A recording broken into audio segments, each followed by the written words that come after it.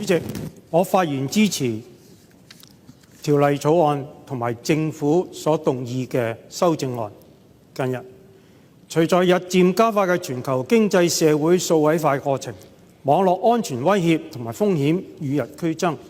而且更加輻射影響到上至國家、下至經濟活動、民生所需嘅領域。所以現時全球各地嘅司法管轄區紛紛立法，築牢保障關鍵基礎設施電腦系統安全嘅範疇。為咗確保社會能夠維持正常運作同埋市民能夠正常生活，行政長官喺2022年嘅施政報告之中提出，香港要立法提升關鍵基礎設施嘅網絡安全。由於草擬一條全新嘅非常重要嘅法例，涉及層面廣、技術要求高，政府花費咗大量嘅時間研究、分析、諮詢，草案最終喺去年年尾就刊憲啦。嚟到立法會，法案委員會用咗1個月嘅時間，召開咗4次會議，每次都直落開會4甚至到5個小時，總計用咗超過17個鐘頭嘅努力，終於完成咗條例草案審議嘅工作。我感謝法案委員會主席嘅帶領，亦都感謝政府官員對議員們細心嘅聆聽，詳盡解答議員們嘅提問，同埋考慮我哋嘅意見。條例草案涉及嘅範圍廣且大，個別地方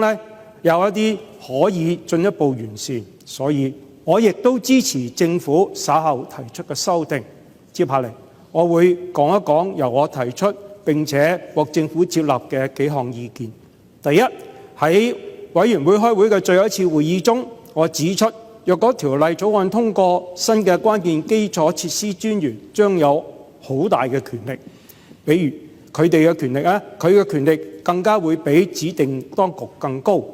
而保安局局長既然身為全港保安嘅最高負責人，對於關鍵基礎設施相關事宜，理應擁有最終嘅話語權。保安局嘅代表當時就表示咗，其實呢個亦都係佢哋政策嘅原意，要反映保安局局長對專員同埋專責辦公室嘅監管權，所以順理成章咁樣，我嘅建議就成為咗今日修正案之中唯一一條全新加入嘅條文。佢嘅目的並唔係俾局長憑住呢一把尚方寶劍去指揮專員，而係要清晰咁表明保安局局長喺保障關鍵基礎設施嘅電腦安全方面嘅權同埋責，好讓局長能夠喺有需要嘅時候向專員發出指示，更加有效咁樣發揮條例嘅政策目標。第二，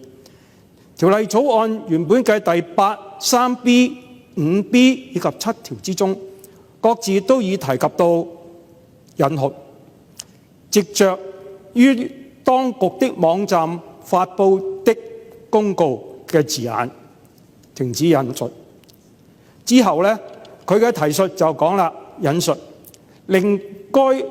局認為相當可能受該守則影響的人知悉該守則的發布，停止引述嘅字眼。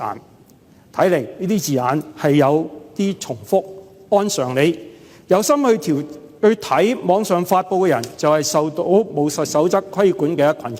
所以我提出當局應該精簡原本嘅條文。現時政府修正直接刪去咗第83B1、5B1 以及7A 條，使到條文係變得更為暢順同埋簡潔。第三，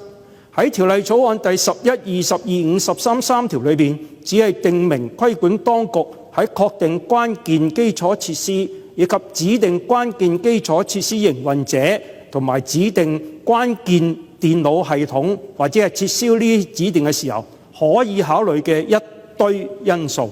雖然可以考慮嘅內容係包羅萬有、範圍廣闊，但問題係因為用咗個可字，就變成咗係可以唔考慮唔睇都得啦。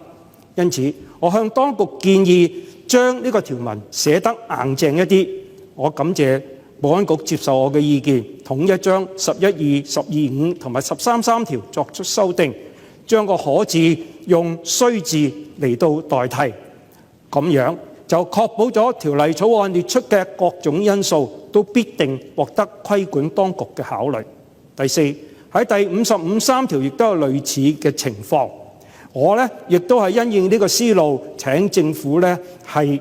考慮修改，我非常之高興。政府咧亦都係接納咗我嘅建議。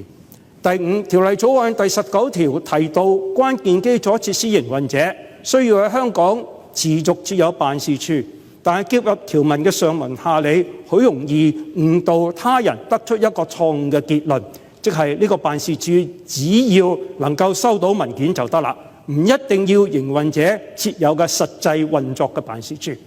當我喺法案委員會提出呢個問題嘅時候，保安局咧亦都係即場澄清楚呢個唔係佢哋嘅願意。我明白，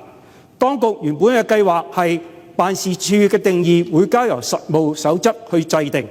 但始終實務守則並非法律條文，日後一旦有爭拗嘅時候，終歸亦都要回到法律條文中所用嘅字眼，檢視佢嘅含義同埋解釋。所以我樂見今日修正案寫得更加清楚，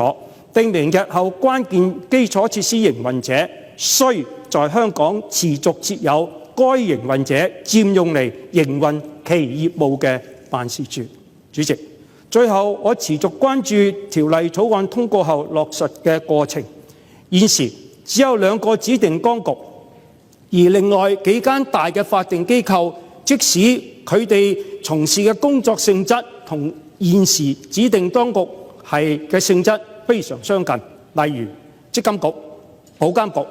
佢哋轄下有好多組織同埋公司大量使用電腦。我希望局方日後喺適當嘅時間考慮將佢哋列入呢一個指定當局嘅名單之內。當然，我明白當局考慮一間法定機構是否可以成為指定當局嘅時候呢，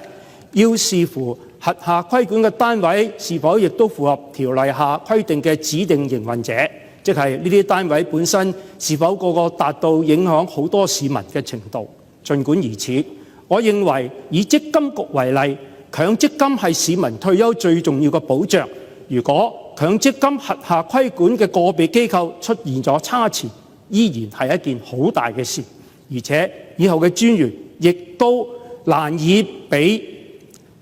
積金局更加熟悉相關嘅事宜。我建議政府日後喺檢討嘅時候，首先考慮將積金局係加入為指定當局。另外，指定當局嘅數量亦都會直接影響到辦公室嘅工作效率嘅。我要指出，雖然局方表示新增嘅人數唔止喺文件所寫嘅11個，即係話除咗3個首長級嘅職位同埋新加嘅8個提供支援嘅常額職位之外呢，當局亦都會借調現時數字辦公室以及警務處嘅人手，到時整個編制呢，或者係達到3至40人。但我估計條例實施之後，唔多唔少呢都會出現一啲執行上嘅問題嘅。若果人手唔夠，又要再喺其他地方抽調嘅話呢，只會係徒增加自己嘅壓力。因此，如果能夠根據實際實施嘅經驗，將更多有能力嘅法定機構加入指定嘅名單之中呢，就可以更好咁樣嚟到係做工作，亦都避免咗呢專責辦公室係疲於奔命。主席，我謹此陳辭。